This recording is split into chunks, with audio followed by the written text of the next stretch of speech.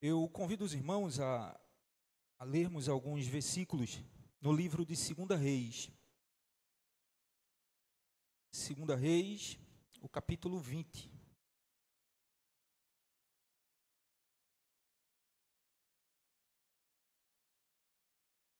Dos versículos 1 ao versículo 6. Os irmãos encontraram? Amém? Vamos ler tudo juntos? Naqueles dias, Ezequias adoeceu de uma mortal. Veio ter com ele o profeta Isaías, filho de Amós. Ele disse: Assim diz o Senhor: põe ordem à tua casa, porque morrerás e não viverás.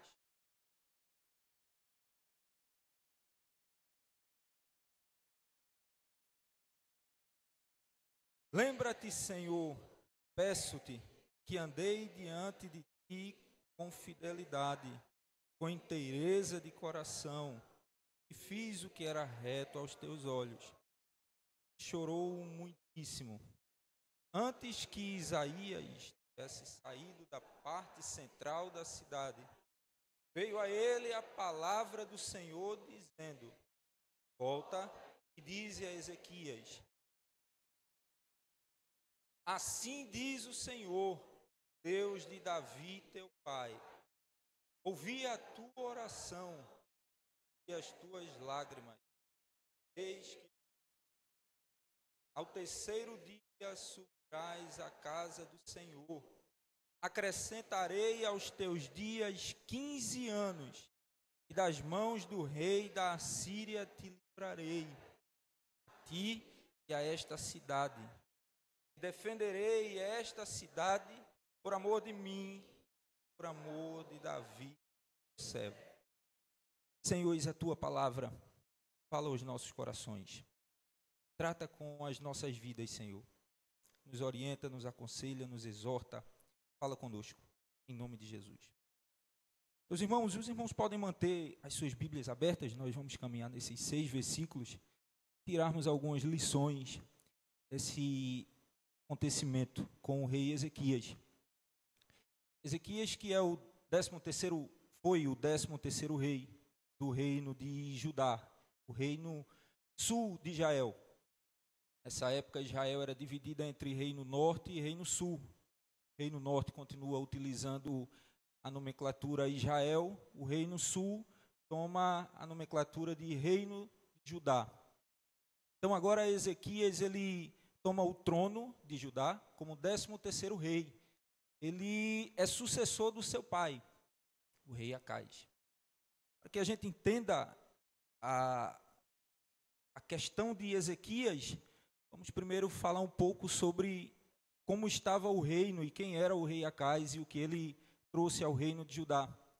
O rei Acais, ele era simpatizante, digamos assim, do reino da Assíria. Portanto, ele trouxe para Judá algumas práticas pagãs. O rei Acais, a palavra nos diz que foi um rei que não agradou o coração do Senhor. Ele não andava de forma reta diante do Senhor e ele praticava idolatria. Inclusive, ele sacrifica um dos seus filhos, oferecendo para os ídolos. Acais, ele levanta altares para deuses estranhos em Judá, ele levanta totens, ele levanta ídolos, assim contrariando o Senhor. Ele fecha o templo de Jerusalém. Jerusalém é a capital do reino do sul. Ele fecha o templo e o Senhor já não é mais adorado em seu templo. Agora o povo está entregue à idolatria. E o Senhor não se agrada do reinado de Acais. Acais morre e agora o seu filho Ezequias, com 25 anos de idade, toma o trono de Judá.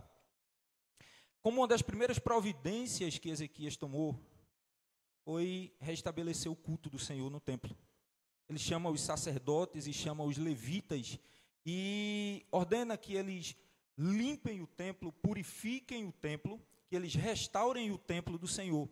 Então os sacerdotes e os levitas começam a retirar de dentro do templo tudo que era imundo, tudo que estava ocupando o templo e que não deveria estar no templo. O rei Acás também tirou algumas peças do templo e lançou fora. Os sacerdotes e os levitas restauraram e trouxeram novamente ao templo do Senhor. E o templo foi reaberto pelo rei Ezequias. Ele também derruba os altares, ele derruba os ídolos, retira do meio do povo, e agora ele determina que a adoração seja ao Senhor, Deus de Davi, Deus de Israel. A palavra nos diz que o coração de Deus se agrada com Ezequias, e Ezequias é um Deus reto diante do Senhor, porque faz tudo aquilo que agrada ao Senhor. A palavra também nos diz que tudo que era feito através das mãos do rei Ezequias era próspero, o Senhor abençoava. Seja a economia, seja a política, seja na área religiosa, todas as coisas que o rei fazia, o Senhor derramava as suas bênçãos e prosperava. Então agora a adoração ao Senhor está restabelecida no reino de Judá. Os ídolos já não têm mais espaço, os altares já não existem mais, e agora o Senhor volta a ser adorado. Deus se agrada do rei. A palavra nos diz que Ezequias era reto diante do Senhor. Com tudo isso, com todas essas realizações, todas essas obras que o rei fez para o reino e para o Deus do reino, mesmo assim, nós vemos através da palavra que ele não se tornou imune a ficar doente. Portanto, essa é uma das primeiras lições que nós vemos nesse texto, que mesmo uma vida piedosa e reta do Senhor, nem as nossas realizações diante do Senhor, ainda que aprovadas pelo Senhor, nada disso nos exime das nossas aflições, nós bem sabemos disso. E o rei, ele adoece. Uma outra lição que nós podemos aplicar na nossa vida, mesmo cristãos, nós estamos sujeitos à doença. Portanto, nós não devemos ignorar, nós não devemos negligenciar a intervenção médica, a utilização de medicamentos, a realização de tratamentos. Mesmo sendo cristãos, crentes, protegidos pelo Senhor, mas doentes, nós devemos procurar a ajuda médica, nós devemos procurar a intervenção dos médicos. Versículo 1 vai dizer exatamente isso, que ele adoece de uma enfermidade mortal. E agora o profeta Isaías, filho de Amós, versículo 1, vai até a presença do rei e leva uma mensagem de Deus. Leva um decreto de Deus para o rei Ezequias. Leva uma sentença. Ele chega até a presença do rei e diz: olha, rei, põe a tua casa em ordem. Põe as coisas em ordem, porque você vai morrer e você não vai mais viver. Nós vemos duas lições nesse decreto do Senhor, nessa sentença do Senhor. Duas lições que nós podemos aplicar na nossa vida. Primeiro, nós vemos a urgência de organizarmos a nossa vida. Se Deus diz para o rei Ezequias, põe a tua casa em ordem, isso nos leva a acreditar que haviam coisas fora de ordem, ainda que não fossem coisas que constituíssem pecado diante do Senhor, já que Ezequias era um rei reto e que agradava ao coração do Senhor, mas existia alguma coisa fora de ordem. A palavra não nos diz exatamente o que é, mas aplicando às nossas vidas, nós podemos pensar, trazendo essa reflexão para nós podemos pensar em tantas coisas na nossa vida, que nós teimamos em deixar de forma desordenada, de forma desorganizada. Às vezes nós não organizamos de forma correta as nossas prioridades. Às vezes nós colocamos em lugar de mais importância e de mais destaque aquilo que é secundário. E deixamos em segundo lugar aquilo que é mais importante. E o Senhor nos chama através dessa palavra a pormos a nossa casa em ordem, a pormos a nossa vida em ordem diante do Senhor. Então, o que nós temos de inacabado em nossa vida essa noite? Que projetos, que planos nós deixamos inacabados diante de pessoas, diante do Senhor? Que promessas nós fizemos e ainda não cumprimos? Uma reflexão para nós. O texto continua dizendo que O Senhor decreta que ele morreria e não viveria mais. Veja, isso nos fala sobre a fragilidade da vida humana. Isso nos fala de como a nossa vida ela é incerta. Hoje nós detemos saúde. Hoje nós podemos andar, nós podemos caminhar, nós podemos fazer as nossas atividades de forma independente. Há aqueles que têm as suas limitações, mas estão vivos. Mas a vida, ela acaba. E não tem um aviso prévio, a não ser que o Senhor lhe mande um profeta e mande que coloque a sua vida em ordem, porque você morrerá. Se isso não acontecer, nós não sabemos quando o relógio da nossa vida vai zerar e o nosso coração vai parar de bater. A vida é incerta. A cada dia que nós vivemos, nós devemos viver como o último dia da nossa vida. A cada momento que nós vivemos, nós devemos viver como o último momento da nossa vida. Afinal de contas, pode estar decretado pelo Senhor que a nossa vida ainda tenha mais 20, 30, 40, 50 anos à frente. Mas pode estar decretado pelo Senhor que nós teremos os próximos 15 minutos de existência nessa terra e o nosso coração para de bater. E a vida já não habita mais nesse corpo perecível. Nós descemos à sepultura. Como nós então estamos vivendo os nossos dias, levando em consideração essa fragilidade da nossa vida? Como falei, o que nós temos deixado para amanhã?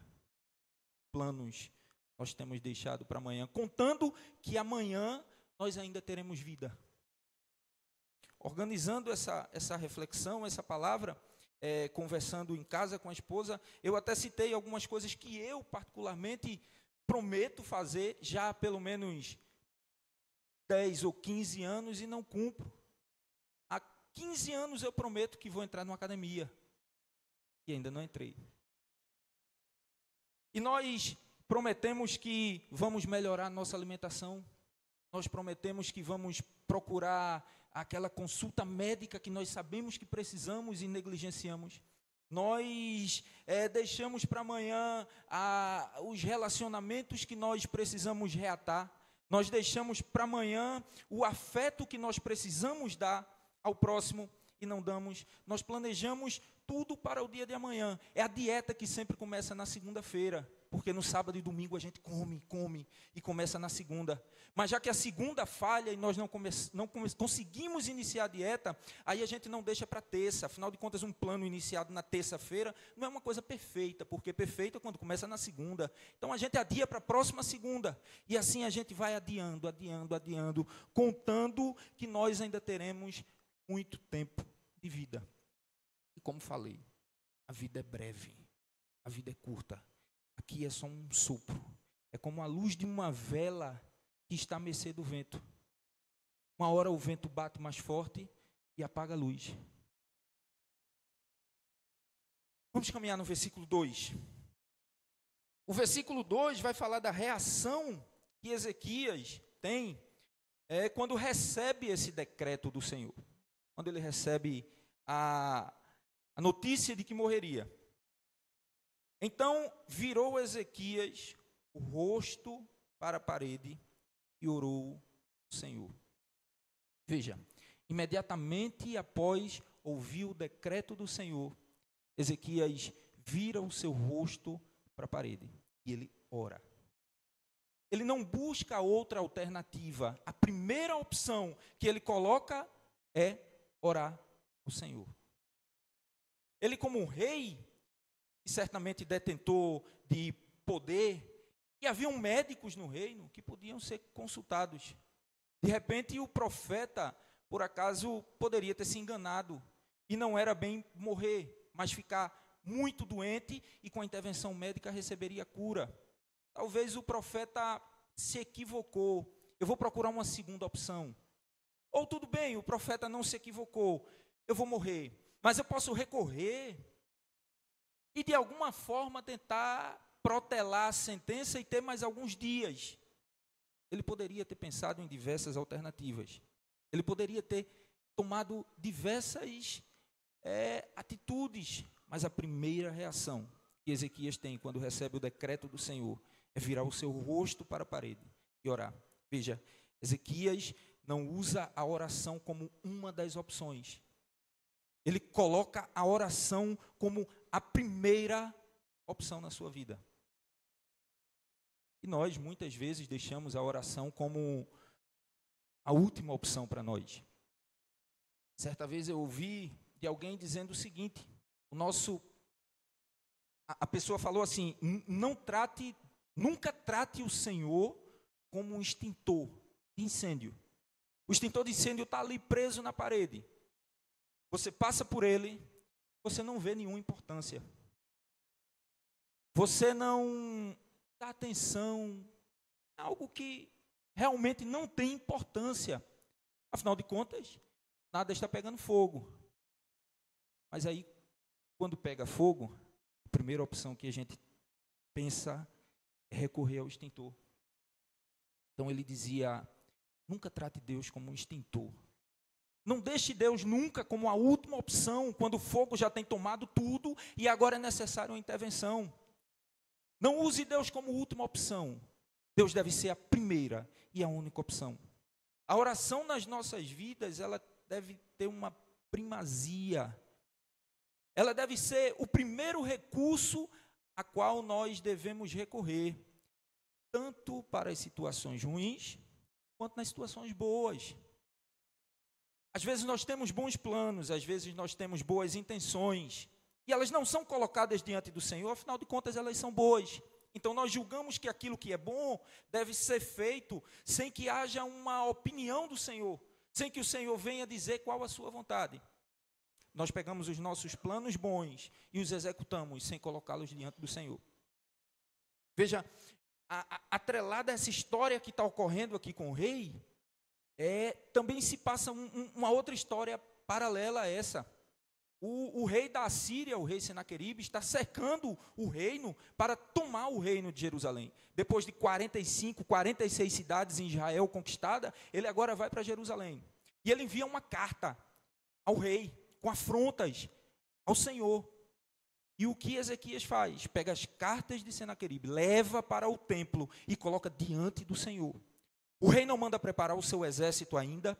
O rei não toma nenhuma atitude militar. Não, ele pega as cartas e ele leva diante do Senhor, coloca diante do Senhor e apresenta: Senhor, eis aqui o que o rei está usando para te afrontar.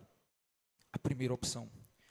Coloquemos, meus irmãos, a oração como a primeira opção na nossa vida. Mas aqui eu quero falar para os irmãos sobre um dilema que o rei Ezequias vai enfrentar. Veja, ele recebe o decreto do Senhor, ele sabe que vai morrer. E nós sabemos que o Senhor não muda. Nós vamos encontrar isso em Números 23:19. O Senhor não muda, o Senhor é imutável. Então por que eu devo orar se o Senhor já decretou? Será que os irmãos já tiveram essa dúvida? Por que então eu devo orar se todas as coisas já estão decretadas pelo Senhor e no final de tudo o Senhor vai fazer a sua vontade independente das nossas orações? E de fato, as nossas orações não mudam o decreto do Senhor. As nossas orações não mudam a vontade do Senhor. Mas parece então que há algo que não se encaixa aqui, né? Se as nossas orações não mudam a vontade do Senhor, e Ezequias orou e a vontade do Senhor aparentemente foi mudada, então algo não está correto no que eu estou afirmando. Veja, antes de te dar essa explicação, o porquê Ezequias ora e Deus muda, aparentemente Deus muda a sua vontade, eu quero lhe falar sobre 3 motivos por que nós devemos orar. Mesmo o Senhor já havendo decretado todas as coisas, por que nós devemos orar? Primeiro, que o próprio Senhor nos manda orar. Jesus nos ensinou a oração. E o próprio Senhor nos manda orar. 2 Crônicas 7:14 vai dizer o seguinte: se o meu povo que se chama pelo meu nome se humilhar, orar e buscar minha face e se converter dos seus maus caminhos, então eu virei do céu e perdoarei os seus pecados e sararei, curarei a sua terra. Veja o que o Senhor diz em Salmo 50:15. Invoca-me no dia da angústia, e eu te livrarei. Mateus 7:7. Pedi e dá-se-vos-á. Paulo instrui em 1 Tessalonicenses 5:17. Orai sem cessar. Primeiro, nós devemos orar porque o Senhor nos manda orar. Segundo, a resposta das nossas orações glorificam ao Senhor. João 14:13 vai dizer isso. E tudo quanto pedires em meu nome, Cristo dizendo, e tudo quanto pedires em meu nome, isso farei, a fim de que o Pai seja glorificado. Então, Deus é glorificado através da resposta que Ele nos dá através das nossas orações. Em terceiro lugar, você vai começar a entender agora o porquê Deus ouve e atende a oração de Ezequias. A oração faz parte do decreto divino. A oração é um meio pelo qual o Senhor, Ele executa os seus decretos. A oração faz parte. Faz parte do decreto de Deus a determinação da morte de Ezequias. Também faz parte do decreto de Deus a oração de Ezequias. Afinal de contas, Ezequias ora porque o próprio Senhor decretou que essa oração deveria ocorrer. E depois o Senhor cura. Então, orar faz parte desse processo para que a vontade do Senhor seja executada. Mas veja, como falei, parece uma coisa que não se encaixa. Se Deus já decretou todas as coisas, por que então o Senhor aparentemente muda a sua ideia quando Ezequias ora? Abra sua Bíblia no livro de Mateus. Mateus capítulo 1, versículos 9 e 10. Sabe aquela parte da Bíblia que nós até pensamos o porquê dela estar ali? E muitas vezes nós, quando lemos, até um pouco chato passar pelas genealogias. Parece que não faz sentido. Fulano, filho de Cicrano, que foi pai de Beltrano, e vem toda uma geração que, em que tem a ver conosco? Mas veja, Mateus 1, 9 e 10. A genealogia de Jesus Cristo. Uzias gerou a Jotão, Jotão a Acais. Acais a quem? A Ezequias. Ezequias gerou a Manassés. Veja, quando Deus manda Isaías até a presença de Ezequias e decreta a sua morte, Ezequias ainda não tinha filho que lhe sucedesse no trono. O filho de Ezequias, ele nasce 3 anos depois do Senhor operar um milagre dos 15 anos. A Bíblia vai nos dizer que quando o filho Manassés assume o trono, ele tem 12 anos. Se Deus decretou 15 anos, então após o decreto, 3 anos depois, Ezequias teve o seu sucessor. E Manassés faz parte da genealogia de Cristo. Na eternidade, o soberano decretou que de Davi nasceria o Salvador. E na sua genealogia passaria por Ezequias e passaria por Manassés.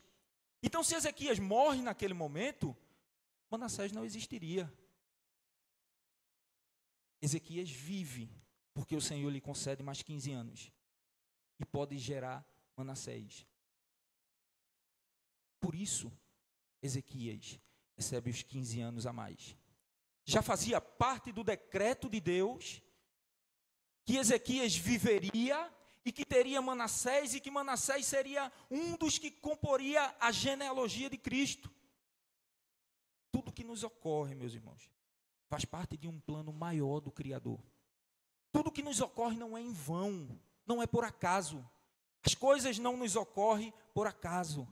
As coisas nos ocorrem porque tudo isso faz parte de um plano, um projeto maior de Deus na nossa vida.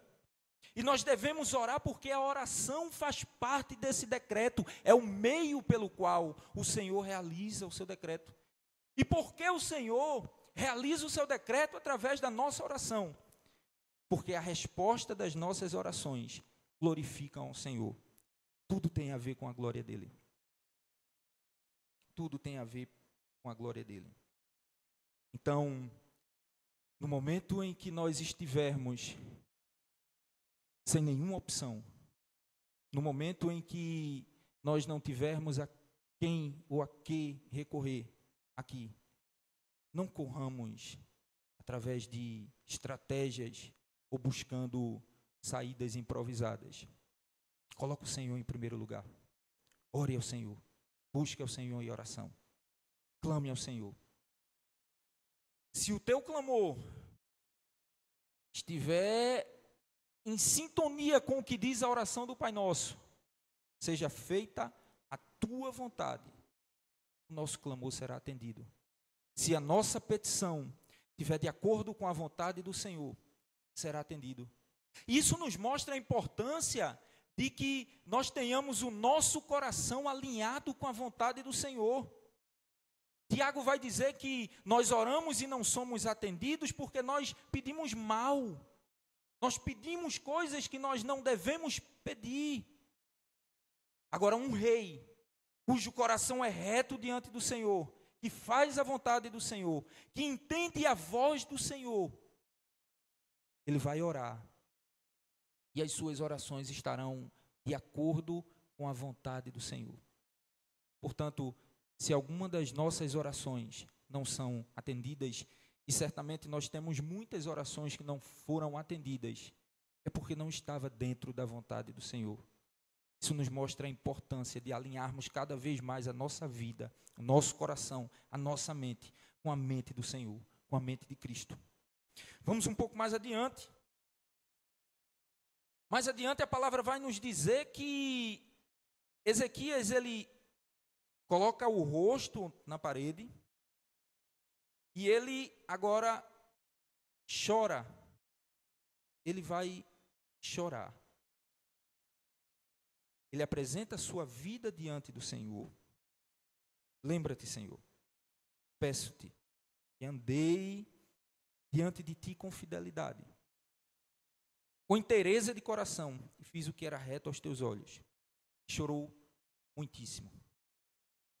Na versão NVI, se eu não me engano, a versão NVI, ou a King James, vai dizer o seguinte: ele chorou amargamente.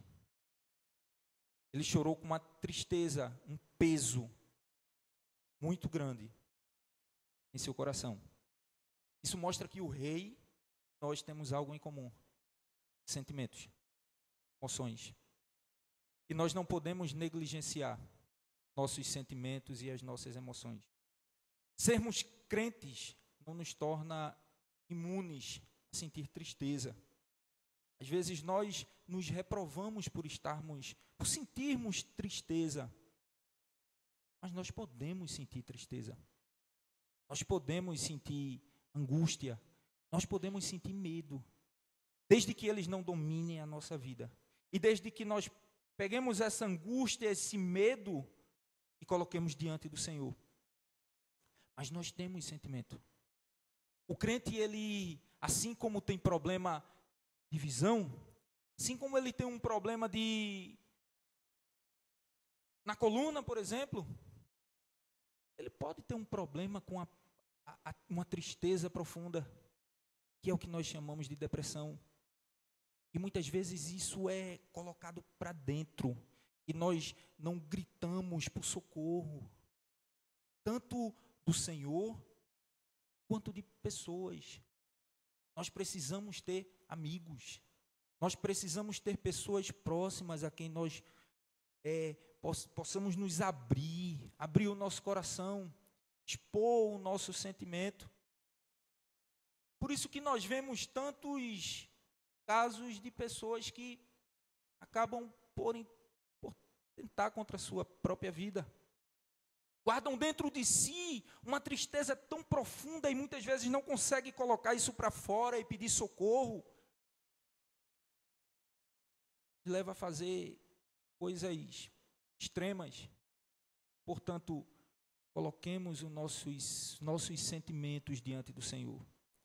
Coloquemos os nossos sentimentos também diante de amigos próximos, íntimos, em nós confiamos. Aquela pessoa que você sabe que pode se abrir é o seu irmão, de fato. Nós podemos sentir tristeza. Nós não podemos deixar essa tristeza toma conta de nós a ponto de agirmos de forma danosa a nós. E o rei, ele chora. Chora e ele coloca diante do Senhor a sua vida. Ele mostra agora ao Senhor como ele vem procedendo, como tem sido o seu comportamento. Importante dizer que as nossas ações não nos justificam diante do Senhor. Não nos justificam diante do Senhor. Não vamos achar que, por mais, pelo que fazemos, nós temos algum mérito de chegarmos diante do Senhor e pleitearmos alguma coisa e dizermos, Senhor, aqui, a minha vida é essa, portanto eu mereço. Não. As nossas atitudes, nossas ações boas, não nos justificam diante dele. Nos justifica diante do Senhor é o sacrifício de Cristo. É só ele que nos justifica. Só. Mas a Bíblia nos diz que o Senhor contempla com favor, com misericórdia, aqueles que o servem com fidelidade. Veja o que 2 Samuel, que Davi vai dizer em 2 Samuel 22, nos versículos 21 e 22. Retribuiu-me o Senhor segundo a minha justiça, recompensou-me conforme a pureza das minhas mãos, pois tenho guardado os caminhos do Senhor e não me apartei perversamente do meu Deus. Nossas atitudes diante do Senhor não justificam a nossa vida, mas as nossas atitudes diante do Senhor faz com que o Senhor nos olhe com favor e com misericórdia. E esse exemplo do rei Ezequias nos traz uma reflexão nessa noite. Podemos aplicar na nossa vida de que forma? Imagina você no lugar do rei, ouvindo o decreto através do profeta Isaías. Pensa só com o teu coração agora. Não coloca para fora, não responda. Será que a nossa vida diante do Senhor nos coloca na condição de colocarmos o nosso rosto na parede e apresentarmos a nossa vida diante dele? Será que se hoje nós apresentarmos a nossa vida diante do Senhor, isso vai gerar no Senhor um olhar de favor e misericórdia para nós, ou isso vai gerar em nós vergonha diante dele? Como nós temos procedido diante do Senhor? Como tem sido a nossa vida diante dele? Será que nós podemos apresentar a nossa vida diante dele sem nenhuma vergonha, sem nenhum pudor? Vamos continuar no texto. O texto vai falar no versículo 4 que antes que Isaías tivesse saído da parte central da cidade, antes que ele cruzasse todo o pátio, a voz do Senhor vem a ele e diz: Isaías, volta. E, parafraseando, diz ao rei que eu ouvi a oração dele, vi o seu clamor e as suas lágrimas, e eu acrescentarei mais 15 anos na vida dele. Veja uma coisa que chama a atenção nesse texto: a sensibilidade e a obediência do profeta Isaías. Os irmãos precisam levar em consideração que no tempo dos profetas, a profecia que fosse dada em nome do Senhor, se não tivesse cumprimento, o que acontecia com o profeta? Morreria. Agora Isaías está diante do Senhor, diante do rei Ezequias, está diante do rei Ezequias e diz: olha, rei, aquilo que o Senhor decretou não vai mais acontecer. O Senhor vai te dar mais 15 anos. Veja a sensibilidade e a obediência do profeta. O profeta é sensível à voz de Deus e volta e faz aquilo que o Senhor lhe ordenara. Muitas vezes nós não ouvimos a voz do Senhor. Muitas vezes nós não temos essa sensibilidade. Nós não temos essa obediência. às vezes não temos a sensibilidade de ouvir o Senhor falando conosco. E às vezes nós até ouvimos o Senhor falando conosco, mas nós não obedecemos a voz do Senhor. E agora o profeta está diante do rei e o rei lhe pede um sinal. Se isso, você me diz, que o Senhor agora já não vai tirar a minha vida, e eu vou viver, e o Senhor vai acrescentar mais 15 anos, que sinal eu tenho para acreditar que isso de fato é verdade? E o Senhor dá as opções a ele através de Isaías. O Senhor diz assim: veja, você quer que o sol adiante a sombra do relógio de Acais, ela adiante 10 graus, ou você quer que a sombra volte 10 graus? Aí Ezequias diz assim: adiantar é fácil, eu quero ver voltar. Isaías ora, a palavra do Senhor diz que o relógio de Acais volta 10 graus em sua sombra. E o Senhor mais uma vez mostra a sua glória. O Senhor prova que os 15 anos que ele daria, e mais, além dos 15 anos, o livramento contra o rei da Assíria. Além de 15 anos de vida, eu vou te dar o livramento contra o rei da Assíria. E agora o Senhor opera o milagre de fazer o sol retroceder a sua sombra e o relógio na escadaria de Acais volta 10 graus. E o Senhor mostra a sua glória. E agora nós chegamos no versículo 6. Acrescentarei aos teus dias 15 anos, como já falei, e das mãos do rei da Assíria te livrarei. Agora Ezequias vai colher o fruto de uma oração diante do Senhor, de uma vida reta diante do Senhor e da realização de um milagre do Senhor em sua vida. Ezequias agora vai provar da graça e da misericórdia de Deus sobre a sua vida, lhe concedendo mais 15 anos de vida e lhe dando a oportunidade de gerar um descendente para tomar o seu lugar no trono quando ele deixasse essa terra. O que isso nos mostra? Isso nos mostra que uma oração alinhada com a vontade de Deus, a nossa prece ao Senhor, alinhada com a sua vontade, ela é ouvida, ela é atendida, e o Senhor realiza os seus milagres na nossa vida, mas desde que esteja dentro da sua vontade. A resposta de Deus a Ezequias mostra que ele é soberano sobre a vida, ele é soberano sobre o tempo, ele é soberano sobre a nossa existência.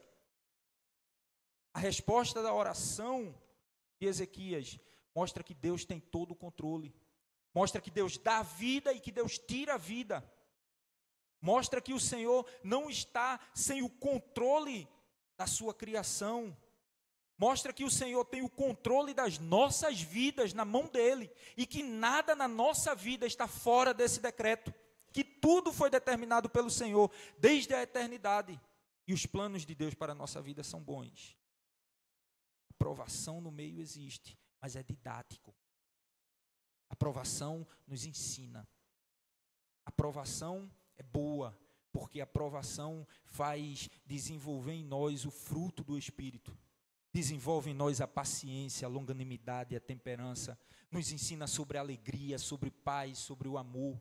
A provação nos faz transformar o nosso caráter mais próximo ao caráter de Cristo. A provação nos faz aproximarmos mais a nossa vida do Senhor. Então, a provação desse meio aí é bênção. Mas todo o plano de Deus para a nossa vida é bom. É bom. A resposta mostra essa soberania do Senhor. Como último ponto de reflexão dessa mensagem, quero voltar no versículo 1, com os irmãos. Quando o profeta diz: por que morrerás e não viverás? Embora Deus tenha concedido mais 15 anos ao rei, mesmo assim, no final, o decreto de Deus foi cumprido. O rei morreu. Isso nos passa a mensagem de que esse dia para nós também é iminente. O dia da nossa partida é uma das maiores certezas que nós temos. Maior que a certeza de que iremos partir através da morte, é a certeza que nos encontraremos com o Senhor. Essa é a maior, porque se não nos encontrarmos com o Senhor através da morte, nos encontraremos com o Senhor através do seu arrebatamento. Mas de uma forma ou de outra, nós nos encontraremos com o Senhor. O encontro é inevitável. Como nós estamos preparando a nossa vida para esse encontro? O que nós teremos nas mãos para apresentar diante do Senhor? O que nós temos feito com os talentos que o Senhor tem colocado em nossas vidas e muitas vezes nós enterramos e nós não os usamos para o louvor da sua glória? Colocar a vida em ordem. Estar sempre pronto para esse encontro. Essa é uma mensagem que abrange tanto nós que somos crentes, que confessamos a Cristo, quanto aqueles que ainda não confessaram o Senhor. Preparem as suas vidas para encontrar com o Senhor. Como a voz que clamava no deserto: arrependam-se. Arrependimento. Arrependam-se. Preparem as vidas para encontrar com o Senhor. Porque essa é de todas a maior certeza que nós temos. Nos encontraremos com Ele. Há os que ouvirão da boca do Senhor: vinde, benditos do meu Pai. Há os que ouvirão: não conheço vocês. E dos que ouvirão: vinde, benditos do meu Pai, seremos recompensados pelas nossas obras. Receberemos o nosso galardão. De agora até o momento do encontro, existe a soberania divina, mas também existe a nossa responsabilidade. Existe a responsabilidade humana. Então nós temos a responsabilidade de realizarmos aquilo que o Senhor tem determinado para realizarmos na nossa vida. Por exemplo, a ordem universal do Senhor: preguem o Evangelho, levem o Evangelho, proclamem o meu nome. Nós negligenciamos, não levamos o nome do Senhor, nós não obedecemos o ID. Vão e deem frutos, que o fruto de vocês permaneça. Nós não frutificamos, e nós não demonstramos através da nossa vida o Senhor em nossa vida. Tenhamos uma vida com propósito diante do Senhor. Tenhamos uma vida com realizações. Tenhamos uma vida cujos planos não fiquem apenas nas palavras, mas que nós possamos concretizar. Preparemos a nossa vida para o encontro com Ele. Porque quando o momento da partida chegar, no túmulo, a palavra nos diz que já não podemos realizar mais nada. Como está então a nossa vida nessa noite? Como nós apresentaríamos a nossa vida diante do Senhor? Será que como o rei Ezequias, mostrando todos os seus bons feitos? Ou será que nós não temos obras para apresentar diante do Senhor? A vida com Deus é uma jornada diária. Arrependimento, fé e organização espiritual. Pôr a casa em ordem. Precisamos pôr a nossa casa em ordem a cada dia. Precisamos colocar os nossos relacionamentos em ordem todos os dias. Precisamos colocar o afeto que nós temos que dar em dia. Precisamos realizar a promessa da academia. Porque, no final, tudo que nós fazemos glorifica o Senhor. Quer bebais, quer comais, ou faças qualquer outra coisa, faça tudo para a glória dEle.